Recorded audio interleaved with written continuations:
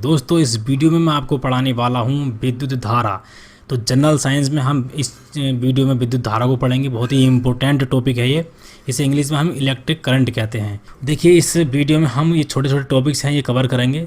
विद्युत धारा को सबसे पहले हम देखेंगे, इसके बाद देखिए कंडक्टर, इंसुलेटर, सेमीकंडक्टर, एसी और डीसी, इन दोनों में अंतर क्या है, रेक्टिफायर, ट्रांसफार्मर, इन्वर्टर, डायनामो और इलेक्ट्रिक मोटर।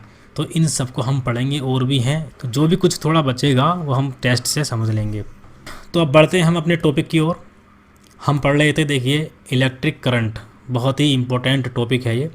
इसमें भी दोस्तों सबसे पहले हम इलेक्ट्रिक करंट को ही समझेंगे, इसके बाद इन चीज़ों को हम समझेंगे। तो दोस्तों इसमें मैं आपको बताता हूँ इलेक्ट्रिक करंट होता क्या है। हम प्रैक्टिकली इस चीज़ को समझेंगे, डेफिनेशन भी हम देखेंगे, लेकिन सबसे पहले हम प्रैक्टिकली समझते हैं कि होता क्या है चार्ज। ठीक है, जैसे कि आप फोटो में देख रहे हैं। और देखिए दोस्तों, आपने सुना होगा जल धारा। तो जब जल बहता है, बहते हुए जल को कहते हैं हम जल धारा। इसी तरीके से जैसे कि इसमें चार्ज बह रहा है, इधर से इधर जा रहा है, इधर से इधर जा रहा है। ठीक है, इस तरीके से चार्ज बह रहा है। तो आवेश, चार्ज को हम हिंदी में कहते हैं आवेश। तो आवेश के बहने को हम कहते हैं विद्युत धारा। धारा को इंग्लिश में हम करंट कहते हैं। तो इसे ही कहते हैं हम इलेक्ट्रिक करंट। चार्ज के फ्लो होने को हम कहते हैं इलेक्ट्रिक करंट।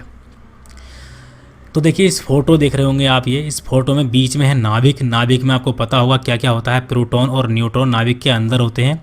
न्यूट्रॉन न्यूट्रल होता है, प्रोटॉन पर पॉजिटिव चार्ज होता है। और जो बाहर कक्षाओं में घूमते हैं उन्हें कहते हैं हम इलेक्ट्रॉन। इलेक्ट्रॉन पर होता है दोस्तों नेगेटिव चार्ज, और इसी इलेक्ट्रॉन की वजह से करंट फ्लो होता है। देखिए करंट उस चीज़ में फ्लो होता है जिसके बाहर फ्री इलेक्ट्रॉन पाए जाते हैं, जिसके बाहरी वाली कक्षा में इलेक्ट्रॉन फ्री होते हैं बहने के लिए। तो ज़्यादा डिटेल में मैं आपको नहीं बताऊंगा क्योंकि केमिस्ट्री का ये टॉपिक है, तो बहुत डिटेल में जा सकते हैं, लेकिन बस इतना समझ लीजिए, अगर इसकी बाहर वाली कक्षा में इलेक्ट्रॉन हैं फ्री चलने के लिए तो ही करंट चलेगा। ठीक है, इस तरीके से समझ सकते हैं आप। इसकी डेफिनेशन होती है, किसी चालक में विद्युत आवेश के प्रवाह की दर को हम विद्युत धारा कहते हैं। विद्युत आवेश मतलब इलेक्ट्रिक चार्ज कि 1 सेकंड में कितना चार्ज फ्लो हो रहा है। तो 1 सेकंड में जितना भी चार्ज फ्लो होगा हम उसे कहेंगे विद्युत धारा। तो जो भी मैंने आपको डेफिनेशन बताई है, इससे फॉर्मूला क्या बनता है, देखिए यहाँ लिख लेते हैं हम। विद्युत धारा इलेक्ट्रिक करंट बराबर आवेश होता है चार्ज, जिसे हम क्यू से दिखाते हैं, Q upon T. T time मतलब 1 सेकंड में कितना चार्ज फ्लो हो रहा है, यही इसकी डेफिनेशन है। इसे ही हम इलेक्ट्रिक करंट कहते हैं। इलेक्ट्रिक करंट को हम आई से दिखाते हैं। अब इसकी डायरेक्शन के बारे में हम बात करते हैं, इसकी डायरेक्शन कैसी होती है। यहाँ पर एक हम वायर बना लेते हैं, ये देखिए वायर है। ठीक है, तो इसमें प्लस चार्ज है, मैं आपको समझाने के लिए बना रहा हूँ, बाद में रियलिटी बताऊँगा। और एक वायर है जिसमें नेगेटिव चार्ज है, यहाँ पर नेगेटिव चार्ज है। अब देखिए धन आवेश की दिशा ही करंट की दिशा होती है। जिधर धन आवेश चलेगा उधर ही करंट बहेगा।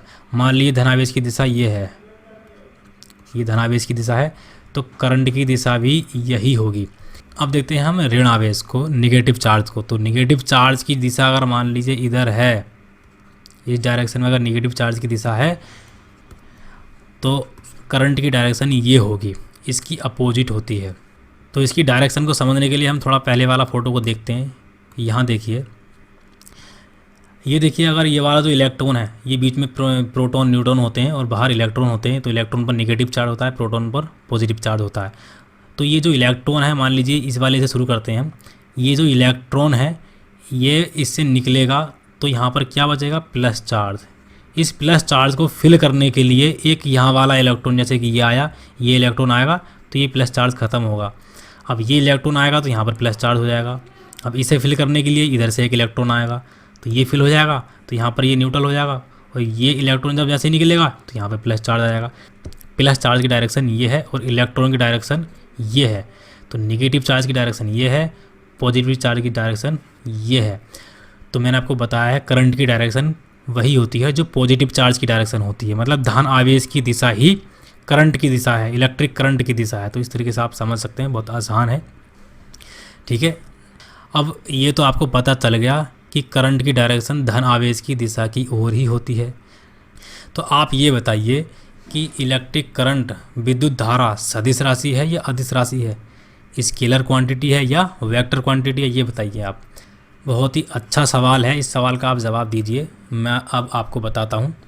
देखिए इसमें दिशा और परिमाण, परिमाण मतलब मैग्नीट्यूड, दोनों ही शामिल हैं, फिर भी ये अदिश राशि होती है, स्केलर क्वांटिटी होती है। ऐसा क्यों होता है? तो पहले हम इसे आसान तरीके से थोड़ा समझ लेते हैं। मान लीजिए देखिए ये कोई करंट फ्लो हो रही है I1 और इस दिशा से कोई करंट I2 और यहाँ पर जो रिजल्टेंट करंट है वो यहाँ पर हमें I मिली है, ठीक है। तो यहाँ पर I बराबर क्या होगा, I1 प्लस I2, यही तो होगा ना। तो यहाँ पर जो एंगल है मान लीजिए थीटा है। अब इस एंगल को आप यहाँ बना लेते हैं दोबारा, ये कर लीजिए। तो यहाँ पर मान लीजिए ये 90 प्लस हो जाता है, ये 90 कर लीजिए, तो यहाँ पर ये 90 हो जाता है। और यहाँ मान लीजिए ये 30 था, यहाँ पर ये 90 हो जाता है। तो ये भी I बना रहा है इस डायरेक्शन से, ये डायरेक्शन ये है इसकी, और ये भी I2 आ रहा है, बिल्कुल इसी के बराबर करंट है। और यहाँ पर रिजल्टेंट करंट क्या मिलती है हमें, क्या अलग मिलेगी इससे? नहीं, यही मिलेगी हम। ये I1 I2 किसी भी डायरेक्शन से आ रही हो, लेकिन रिजल्टेंट जो मिलती है वो हमें यही मिलेगी, ठीक है। इसका मैं आपको देखिए दूसरा एग्जांपल बता देता हूँ। आप सोच रहे होंगे ये तो हर एक किसी के साथ होगा, ऐसा हर किसी के साथ नहीं होता है। बल है, बल क्या होता है आप जानते होंगे। बल को हम इंग्लिश में फोर्स कहते हैं। मान लीजिए कोई व्यक्ति इधर से इधर फोर्स लगा रहा है, ठीक है, और कोई व्यक्ति इधर से इधर फोर्स लगा रहा है, तो रिजल्टेंट जो मिलेगा वो हमें इधर मिलेगा। मान लीजिए ये F1 था, ये F2 था, तो यहाँ पर मान लीजिए ये F डैश यहाँ पर रिजल्टेंट मिला हमें। अब मान लीजिए एक फोर्स इधर से लगा रहा है और एक फोर्स बिल्कुल अपोजिट लगा रहा है इसके, तो क्या रिजल्टेंट इसके बराबर मिलेगा? नहीं, यहाँ पर 0 हो जाएगा रिजल्टेंट, क्योंकि एकदम अपोजिट डायरेक्शन में आप एक दूसरे के ऊपर फोर्स लगा रहे हो, ठीक है। लेकिन इसमें ऐसा नहीं होता। इसमें आप कोई भी एंगल दे दीजिए इसे, अगर I इधर से आ रहा है और दूसरा I इधर से आ रहा है, तो रिजल्टेंट भी इसका I1 प्लस I2 ही होगा, ठीक है। तो ध्यान रखिए इसमें दिशा शामिल होती है, लेकिन ये एक अदिश राशि है, स्केलर क्वांटिटी है। अब नेक्स्ट देखते हैं हम। अब हम बात करते हैं प्रतिरोध की। प्रतिरोध का भी आपने नाम सुना होगा सभी ने, इसे इंग्लिश में हम कहते हैं रेजिस्टेंस, ठीक है। रेजिस्टेंस का नाम तो आपने सुना ही होगा। तो इसकी डेफिनेशन क्या होती है, ये क्या होता है? देखिए चालक का वह गुण जो चार्ज को फ्लो होने से रोकता है, मतलब ऐसी चीज़ चालक में जो करंट को बहने से रोकती है, उसे कहते हैं हम प्रतिरोध। इसका फॉर्मूला होता है दोस्तों R बराबर B/I। इसका मात्रक होता है ओम। ओम ऐसे बनता है, ओम का प्रोनाउंसिएशन ये है। तो अब हम बात करते हैं कि ये किन किन पर निर्भर करता है। बहुत बार क्वेश्चन पूछ लिया था कि प्रतिरोध किन किन पर निर्भर करता है। तो सबसे पहले मैं आपको बता दूं, ये L पर निर्भर करता है, मतलब चालक की लंबाई पर निर्भर करता है, और चालक के अनुप्रस्थ काट के क्षेत्रफल पर निर्भर करता है। अब अनुप्रस्थ काट का क्षेत्रफल क्या होता है भाई? देखिए मान लीजिए ये कोई तार है और आप इसके एक सिरे से काट देते हो तो कुछ ऐसा दिखाई देता है, ठीक है। एक सिरा इसका सर्कुलर हो जाता है, एक ऐसा दिखाई देता है। तो ये जो क्षेत्रफल होता है ये होता है अनुप्रस्थ काट का क्षेत्रफल, ठीक है। और इसकी जो लंबाई होगी पूरे तार की वो होगी L। तो ये L पर भी निर्भर करता है, इसकी लंबाई पर, और इसके अनुप्रस्थ काट का जो क्षेत्रफल होता है A, उस पर भी निर्भर करता है, और चालक की प्रकृति पर और ताप पर। तो इन चीज़ों पर निर्भर करता है। यहाँ लिख लेते हैं हम, प्रकृति और ताप पर। तो इन पर निर्भर करता है। वो इन पर निर्भर कैसे करता है? देखिए R प्रोपोर्शनल होता है L/A के, मतलब R जो होता है डायरेक्टली प्रोपोर्शनल टू होता है L के, मतलब L बढ़ेगा तो R भी बढ़ेगा। और इन्वर्सली प्रोपोर्शनल होता है A के, A बढ़ेगा मतलब अनुप्रस्थ काट का क्षेत्रफल बढ़ेगा तो ये कम होगा। तो इस तरीके से इनमें संबंध होता है। तो बहुत इंपॉर्टेंट है, ये पूछ लिया जाता है कि अगर अनुप्रस्थ काट का क्षेत्रफल बढ़ाएंगे तो R पर क्या प्रभाव पड़ेगा, या ताप बढ़ाएंगे तो R पर क्या प्रभाव पड़ेगा, या L बढ़ाएंगे घटाएंगे तो इस पर क्या प्रभाव पड़ेगा। तो ये क्वेश्चन पूछ लिए जाते हैं। और इसी के साथ साथ हम समझ लेते हैं विद्युत चालकता को। विद्युत चालकता को हम इंग्लिश में कहते हैं इलेक्ट्रिक कंडक्टिविटी। दोस्तों ये बिल्कुल प्रतिरोध का उल्टा था। प्रतिरोध को हम दिखाते हैं R से, ये प्रतिरोध होता है R, तो ये बिल्कुल R का उल्टा है, मतलब ये व्युत्क्रम होता है, अपोजिट कह सकते हैं आप इसे। मतलब इलेक्ट्रिक कंडक्टिविटी, विद्युत चालकता प्रतिरोध के व्युत्क्रम को कहते हैं। उसका व्युत्क्रम मतलब उसका उल्टा क्या होगा 1/r। तो विद्युत चालकता हो गई 1/r। r का मात्रक था ओम, OHM, और इसका मात्रक है, मैंने आपको बताया कि बिल्कुल इसका उल्टा होता है, तो इसका मात्रक भी यहाँ पर उल्टा होता है। इसका मात्रक होगा MHO, बिल्कुल इसका उल्टा समझ लीजिए, कोई याद करने की ज़रूरत नहीं है। ये R था, ये 1/r हो गया। ये स्पेलिंग लिखी हुई है OHM, इसका उल्टा MHO, मोह। मोह को हम ऐसे लिखेंगे, ठीक है। तो ये इसका मात्रक हो गया। तो इसका ये उल्टा होता है, तो हम कह सकते हैं कि प्रतिरोध जितना कम होगा विद्युत चालकता उतनी ही अधिक होगी। ये एक दूसरे के अपोजिट होते हैं, तो ये जितना अधिक होगा ये उतनी ही कम होगी। अब हम समझते हैं दोस्तों कंडक्टर, इंसुलेटर और सेमीकंडक्टर को। तो पहले हम समझते हैं कंडक्टर को। कंडक्टर क्या होता है? देखिए, जिन पदार्थों से होकर, पदार्थ मतलब सब्सटेंस, तो जिन पदार्थों से होकर चार्ज का फ्लो बहुत आसानी से हो जाता है उन्हें कहते हैं हम चालक। इंग्लिश में इसे ही कहते हैं हम कंडक्टर, ठीक है। तो हिंदी और इंग्लिश दोनों को आप याद रखिए, कंडक्टर को ही हम चालक कहते हैं। तो जिन पदार्थों से होकर चार्ज का फ्लो बहुत आसानी से हो जाता है उसे कहते हैं हम कंडक्टर, चालक। तो यहाँ पर देखिए कंडक्टर हम बनाते हैं, ये कंडक्टर है मान लीजिए, तो ये कंडक्टर हम बना रहे हैं। तो इसमें इलेक्ट्रॉन फ्री रहते हैं और जो प्रोटॉन होता है वो फिक्स्ड होता है, मतलब इलेक्ट्रॉन मूव करता है, मूव कर सकता है। तो हम एक दो वो बना लेते हैं बस। मान लीजिए बीच में प्रोटॉन है और यही बना लीजिए प्रोटॉन है, बाहर इलेक्ट्रॉन है। ये इलेक्ट्रॉन मूव करने के लिए एकदम फ्री है, मूव होने के लिए एकदम फ्री है। और जो प्रोटॉन है ना ये फिक्स्ड है। तो ये क्वेश्चन आ सकता है कि कंडक्टर में प्रोटॉन फिक्स्ड होता है और इलेक्ट्रॉन मूव कर सकता है कंडक्टर में, इसीलिए इलेक्ट्रॉन यहाँ से फ्लो होते रहते हैं बहुत आसानी से, ठीक है। तो जिसमें चार्ज आसानी से फ्लो हो जाता है उसे कहते हैं हम कंडक्टर। अगर हम बात करें इंसुलेटर की, तो इंसुलेटर में ना ही इलेक्ट्रॉन फ्लो होता है और ना ही प्रोटॉन। प्रोटॉन तो इसमें भी नहीं था, प्रोटॉन तो किसी में होता ही नहीं है फ्लो, ठीक है। तो इसमें दोनों फिक्स्ड होते हैं, तो इलेक्ट्रॉन भी यहाँ पर फिक्स्ड होगा और प्रोटॉन भी, प्लस कर लेते हैं यहाँ पर।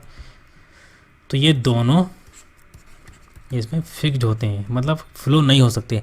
तो यहाँ पर इलेक्ट्रिक करंट कैसे फ्लो हो जाएगी? तो ये इंसुलेटर होता है, इंसुलेटर में दोनों फिक्स होते हैं तो इसमें करंट नहीं चलती है। कंडक्टर में इसमें इलेक्ट्रॉन अवेलेबल होते हैं फ्लो होने के लिए, तो इसमें करंट चल जाती है, करंट फ्लो हो जाती है।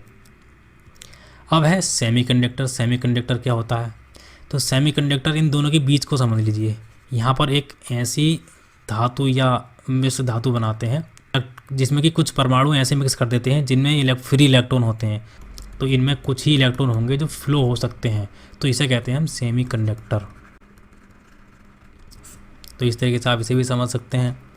बहुत आसान से टॉपिक हैं, अगर आपने 9th और 10th में ठीक से पढ़ाई की होगी साइंस की, तो ये कोई ज़्यादा बड़ी बात है नहीं आपके लिए समझने के लिए। तो ये टॉपिक हमने कवर कर लिए हैं। अब बात करते हैं AC और DC। बहुत ही इम्पोर्टेंट टॉपिक है ये, AC और DC। इनमें क्या अंतर होता है, कौन सी करंट ज़्यादा खतरनाक होती है? AC को कहते हैं हम अल्टरनेटिव करंट, हिंदी में कहते हैं इसे हम प्रत्यावर्ती धारा। और DC को कहते हैं हम डायरेक्ट करंट, हिंदी में इसे कहते हैं हम दिष्ट धारा। तो इसे हम ठीक से समझते हैं। एक एग्जाम्पल के तौर पे मैं आपको एक चित्र बना के दिखाता हूँ। मान लीजिए ये कोई वायर है, ठीक है, इसमें इलेक्ट्रॉन फ्लो हो रहे हैं। AC में ये होता है, इलेक्ट्रॉन जो फ्लो होते हैं इसमें वाइब्रेट होके होते हैं। मतलब मान लीजिए एक इलेक्ट्रॉन ये है, तो ये पहले इधर जाएगा फिर अपनी जगह आएगा, फिर ये इधर जाएगा फिर अपनी जगह आएगा। तो इस तरीके से करंट चलती है, ठीक है। मतलब इलेक्ट्रॉन अपनी ही जगह वाइब्रेट होते रहते हैं।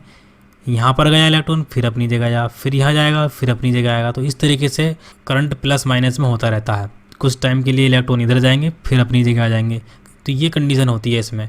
लेकिन इसमें DC में अगर ये मान लीजिए ये तार है, तो इसमें लगातार इलेक्ट्रॉन एक ही दिशा में फ्लो होते हैं, ठीक है। एक ही दिशा होती है इलेक्ट्रॉन की फ्लो होने की, लेकिन इसमें अपनी ही जगह वाइब्रेट करते रहते हैं। एक बार इधर गया फिर इधर आया। इसका जो ग्राफ बनेगा वो ये ऐसा बनेगा। दोनों के ग्राफ पहले मैं आपको बना लेता हूँ। यहाँ पर देखिए ये है, मान लीजिए 240 वोल्टेज आ रही है, यहाँ पर 240 वोल्टेज है और यहाँ पर भी 240 वोल्टेज है। तो इसका जो ग्राफ बनेगा वो कुछ ऐसा बनेगा।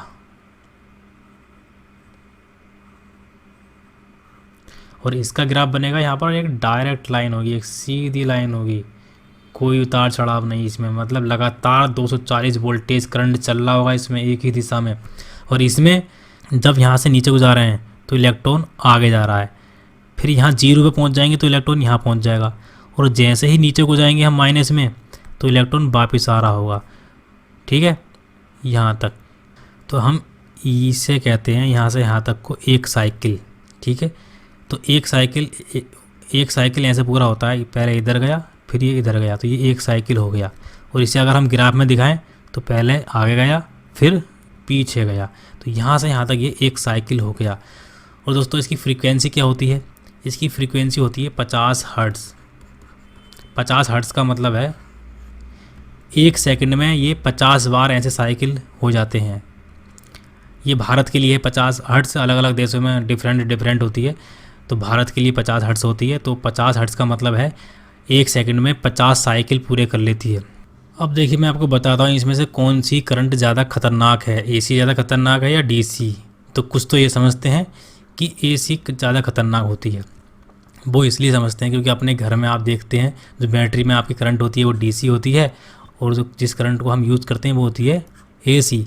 तो इसका झटका आपको ज़्यादा खतरनाक लगता है, और बैटरी से तो आपको कुछ होता ही नहीं है। तो देखिए जो बैटरी में जो करंट होती है वो लगभग 12 वोल्ट की बैटरी होती है, मतलब उसमें केवल 12 वोल्टेज है, और एसी में होता है 220 वोल्टेज आपके घर में लगभग। तो 12 वोल्ट के करंट से आपको कुछ नहीं होता, और एसी का भी अगर 12 वोल्ट का करंट होगा तो उससे भी आपको कुछ नहीं होगा। अगर आप डीसी का यूज़ करते हैं 220 वोल्टेज, अगर 220 वोल्टेज डीसी का आपको लग गया तो बहुत तगड़ा करंट आपको लगेगा और छोड़ेगी नहीं, ठीक है। इसका कारण मैं आपको अभी बताता हूँ। देखिए एसी का ग्राफ ये है, इसे हम थोड़ा दोबारा बना लेते हैं।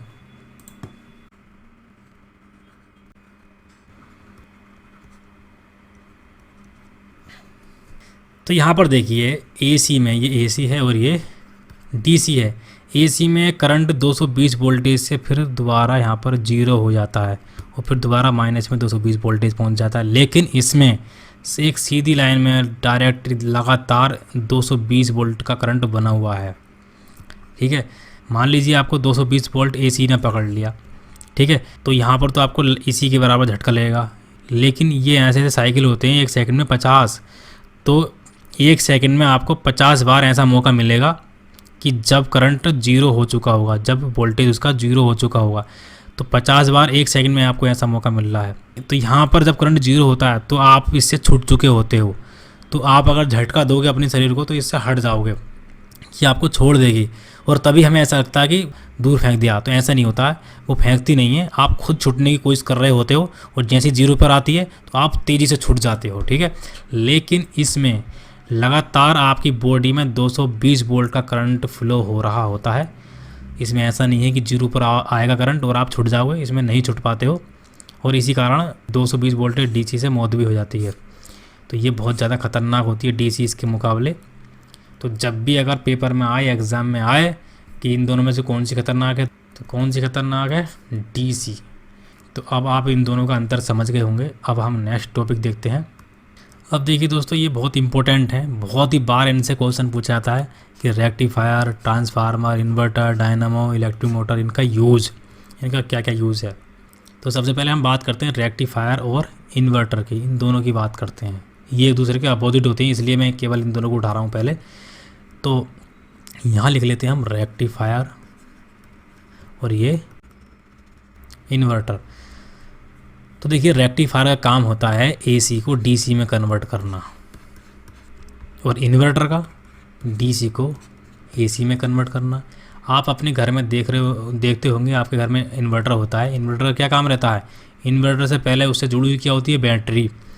तो बैटरी, ये मान लीजिए बैटरी है, और यहाँ पर है ये इन्वर्टर, ठीक है। तो इसके तार इसमें जाते हैं, तो ये होता है इसमें डीसी, यहाँ भी डीसी पहुँचता है इसके पास। तो इन्वर्टर से जो करंट निकलता है वो होता है एसी। इससे पहले इसे चार्ज कौन करता है? रेक्टिफायर। तो रेक्टिफायर से इसे चार्ज करते हैं। रेक्टिफायर भी इसी में इंक्लूड होता है, जो इन्वर्टर होता है उसी के अंदर रेक्टिफायर होता है।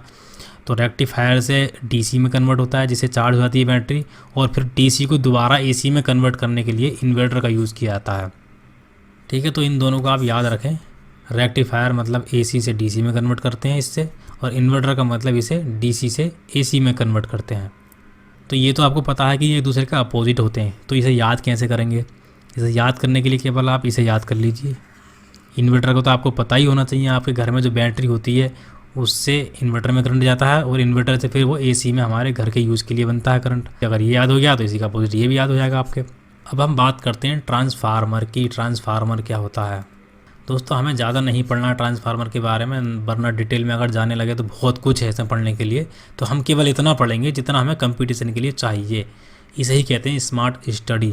कम मेहनत में ज़्यादा मार्क्स आप इसी तरीके से ला सकते हैं। ऐसा नहीं है कि आप बेवजह की चीज़ें पढ़ते ही चले जा रहे हैं।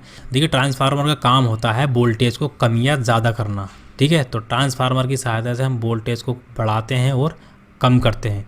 तो दो तरीके के ट्रांसफ़र होते हैं, एक होता है स्टेप अप, एक होता है स्टेप डाउन।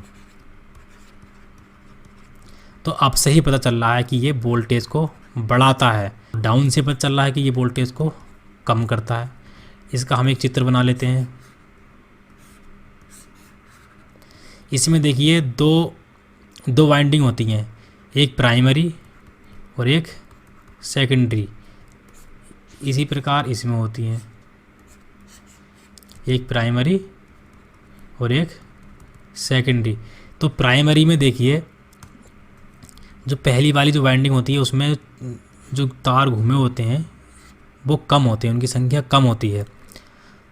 जो सेकेंडरी वाइंडिंग होती है उसमें बहुत घने तार होते हैं, घने वायर होते हैं उसमें। तो ये काम करता है वोल्टेज को बढ़ाने का, और इसी का बिल्कुल उल्टा होता है ये। तो इसमें पहली वाली जो वाइंडिंग होती है उसमें जो छल्ले होते हैं तार के वो बहुत ज़्यादा संख्या में होते हैं, और इसमें इसके मुकाबले कम होते हैं। स्टेप अप वाले को कहते हैं उच्चाई ट्रांसफार्मर, और स्टेप डाउन वाले को अपचाई ट्रांसफार्मर। ये वोल्टेज को कम करने के लिए होता है, ये वोल्टेज को बढ़ाने के लिए होता है। तो एग्ज़ाम में देखिए बस इतना पूछा जाता है कि वोल्टेज का काम क्या होता है। ऑप्शन में दे देते हैं, कई टाइप के ऑप्शन दे देते हैं, उसमें एक ऑप्शन होगा कि वोल्टेज को बढ़ाना या कम करना, तो वही आपका राइट आंसर होगा। तो इसमें ज़्यादा नहीं पूछते हैं और आपको डिटेल में ज़्यादा जाना भी नहीं है।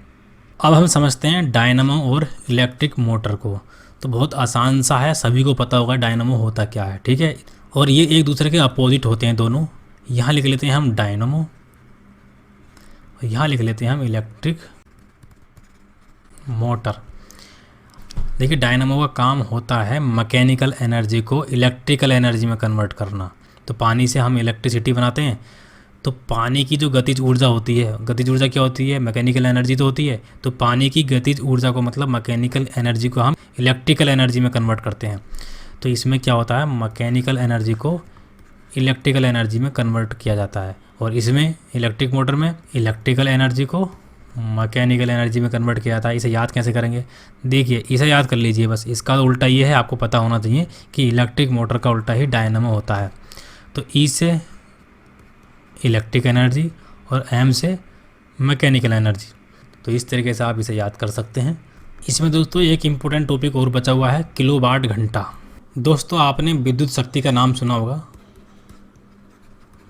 तो इसका मात्रक होता है वाट या जूल पर सेकंड। एक तो होता है इसका मात्रक वाट या जूल पर सेकंड। दोस्तों इसका मतलब है कि एक यूनिट टाइम में कितनी ऊर्जा ट्रांसफ़र हो रही है। जूल पर सेकंड, जूल किसका मात्रक होता है? ऊर्जा का। तो एक सेकंड में कितनी ऊर्जा ट्रांसफ़र हो रही है उसे कहते हैं विद्युत शक्ति, इलेक्ट्रिक पावर। अब एक यूनिट क्या होता है? एक यूनिट क्या होता है ये भी आपको पता होना चाहिए। एक यूनिट बहुत इंपॉर्टेंट है ये। तो एक यूनिट क्या होता है? देखिए एक यूनिट बराबर 1 किलोवाट घंटा। ये आप याद रखिए, एक यूनिट बराबर 1 किलोवाट घंटा होता है, बस इतना याद रखिए। आपको पता होगा इस किलो का क्या मतलब होता है? 1000। तो 1000 अगर यहाँ रखेंगे हम तो 1000 वाट। घंटे को अगर हम सेकंड में बदलेंगे तो 60 × 60 3600, ये हो गया सेकंड। और 1000 वाट क्या होता है? जूल पर सेकंड। यही तो था वाट का मतलब, जूल पर सेकंड एक ही मतलब होता है इसका। जूल पर सेकंड गुणा 3600 सेकंड। इस सेकंड से ये सेकंड कट जाएगा तो यहाँ कितना बचेगा? 3 × 6 × 10⁻⁶ जूल। तो 1 यूनिट बराबर होगा 3.6 गुणा 10 की पावर 6 जूल के बराबर हुआ। तो ये बहुत बार एग्ज़ाम में पूछा जाता है। आगे जो मैं टेस्ट अभी लगाने वाला हूँ उसमें भी आपको ये मिलेगा, तो इसे याद रखें। तो चलिए दोस्तों अब टेस्ट शुरू करते हैं। देखिए यहाँ पर पहला क्वेश्चन है, 1 किलोवाट घंटा का मान होता है। ये मैंने बिल्कुल अभी आपको बताया है, 1 किलोवाट घंटा का मान कितना होता है। ये पहला आंसर सही है। इसका निकालेंगे कैसे आप, तो पहले सबसे पहले आप इसे ऐसे लिख लीजिए, 1 किलोवाट घंटा 1 गुणा 1000 गुणा, इसका मतलब जूल पर सेकंड था, लिख लीजिए, गुणा 3600। इसकी कैलकुलेशन आप करोगे तो ये आएगा 3.6 गुणा 10 की पावर 6 जूल। सेकंड से ये सेकंड कट जाता है तो जूल ही बचता है। तो इस तरीके से आप इसका आंसर निकाल सकते हैं, बहुत ही आसान है। अब देखते हैं नेक्स्ट क्वेश्चन, विद्युत चालकता की यूनिट क्या होती है। इसे इंग्लिश में कहते हैं हम इलेक्ट्रिकल कंडक्टिविटी। तो ये किसका उल्टा होता है, प्रतिरोध का, और प्रतिरोध के जो मात्रक होता है वो क्या होता है, ओम। ठीक है, इसी का उल्टा होता है विद्युत चालकता। तो फिर विद्युत चालकता का मात्रक क्या हुआ, मोह। सी इसका आंसर है। तीसरा क्वेश्चन है, डायनेमो परिवर्तित करता है। तो डायनेमो का काम क्या होता है, मैंने आपको बताया था, मैकेनिकल एनर्जी को इलेक्ट्रिकल एनर्जी में कन्वर्ट करता है। तो इसका सही आंसर है ऑप्शन सी, मैकेनिकल एनर्जी मतलब यांत्रिक ऊर्जा को इलेक्ट्रिकल एनर्जी में। ठीक है, अब नेक्स्ट देखते हैं। तो यहाँ पर ये चौथा क्वेश्चन है, फ्यूज़ में प्रयुक्त होने वाला तार की विशेषता होती है। तो क्या विशेषता होती है, 4 ऑप्शनों को पढ़िए और इसका सही आंसर बताइए आप। इसका सही आंसर है ऑप्शन बी, निम्न प्रतिरोधक शक्ति और निम्न गलनांक। निम्न गलनांक इसलिए होता है, जैसे ही थोड़ा वोल्टेज ज़्यादा होता है तो ये गल जाता है, जो तार होता है, जो वायर होता है फ्यूज़ तार वाला, वो गल जाता है और बाकी नुकसान होने से बच जाता है। ठीक है, अगर ये नहीं गलेगा, वोल्टेज तेज़ होगी तो हमारे घर में जो टीवी फ्रिज वगैरह होंगे वो ख़राब हो सकते हैं, लेकिन वोल्टेज बढ़ते ही ये टूट जाता है और हमारे घर का कनेक्शन हट जाता है, तो ये सब सामान हमारे बच जाते हैं। अब देखते हैं हम नेक्स्ट क्वेश्चन, पाँचवा क्वेश्चन है, निम्न में से कौन सर्वोत्तम चालक है। तो मैंने आपको बताया था इसका सही आंसर, और ये तो सभी जानते होंगे, इसका सही आंसर ऑप्शन डी है। इंग्लिश में इसे सिल्वर कहते हैं, तो इसका सही आंसर चांदी है। अब नेक्स्ट देखते हैं, छठा क्वेश्चन है, यदि आर प्रतिरोधक का तार पिघलाया जाता है और उसे उसकी लंबाई के आधे भाग तक पुनः ढाला जाता है तो तार का नवीन प्रतिरोध कितना होगा।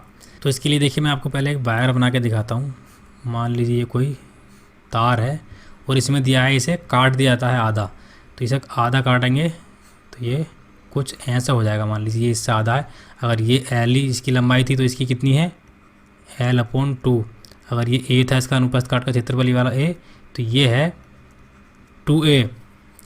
ठीक है, अब देखिए, अब r होता है, इसके लिए क्या है r, प्रोपोर्शनल टू L/a, ये मैंने आपको बताया था पहले। और इसके लिए क्या होगा, r प्रोपोर्शनल टू, यहाँ पर L क्या है, L/2, और a क्या है 2a। तो इसे हम ऐसे भी लिख सकते हैं, L/4a, 2 से 2 की मल्टीप्लाई होगी तो L/4a हो गया।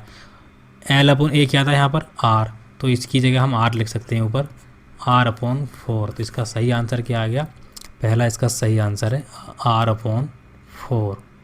अब नेक्स्ट है, 7वां क्वेश्चन है, किसी अर्धचालक का प्रतिरोध गर्म करने पर क्या होता है। तो अर्धचालक को अगर हम गर्म करेंगे तो इसमें जो इलेक्ट्रॉन होते हैं उन्हें एनर्जी मिल जाती है और वो भागना शुरू कर देते हैं। तो क्या होगा, पहले से थोड़ा करंट का फ्लो और ज़्यादा होगा, तो ज़्यादा होगा इसका मतलब प्रतिरोध कम होगा। जब करंट आसानी से फ्लो होगा तो प्रतिरोध कम होगा।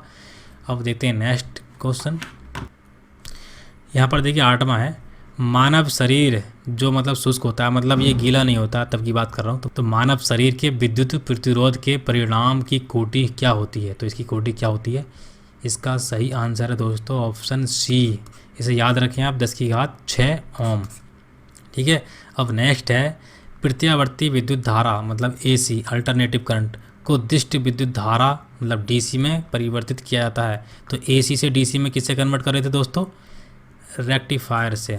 इसका ऑप्शन डी सही है। अब हम नेक्स्ट देखते हैं, ये तो आपके लिए है।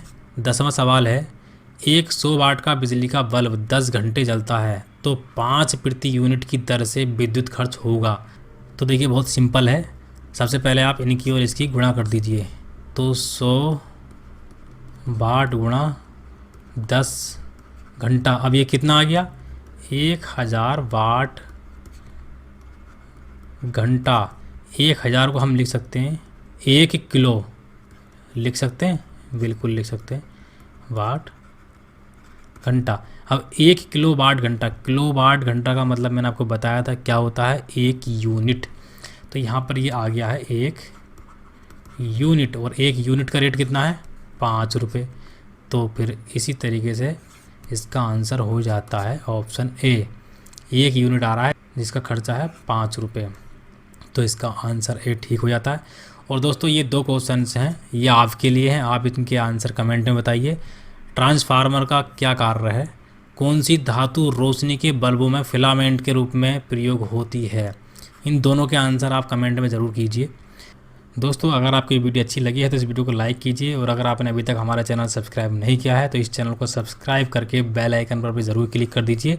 बेल आइकन पर क्लिक करने से आपको नेक्स्ट इंपॉर्टेंट वीडियो की नोटिफिकेशन मिलते रहते हैं। तो थैंक यू दोस्तों, फिर मिलते हैं नेक्स्ट वीडियो में।